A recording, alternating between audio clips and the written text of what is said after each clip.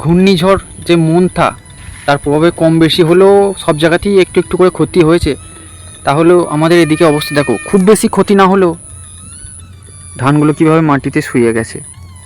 এরকম রাস্তার ধার বরাবর ধান সব মাটিতে শুয়ে গেছে এবং সমস্ত ধানটাই জলের তলায়। বেশি ক্ষতি না হলেও মোটামুটি ক্ষতি তো সব জায়গাতেই হয়েছে।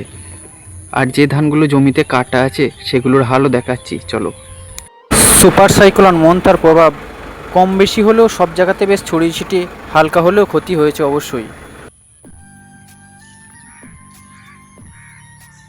ঝড়ের প্রভাবটা যত না ক্ষতি করেছে তার চেয়েও ক্ষতি হচ্ছে এই বৃষ্টিটা। এই কন্টিনিউ যে কাল থেকে লাগাতার বৃষ্টি হয়ে যাচ্ছে, সেই বৃষ্টিটা আরও বেশি ক্ষতি করছে। এবারে দেখো, পাকা ধানে মই দিয়ে দেখাবো, বলে না পাকা ধানে মই, কি অবস্থা হয়েছে দেখো এই মন্থার প্রভাবে। কাটা ধানগুলোর অবস্থাটা একবার দেখো।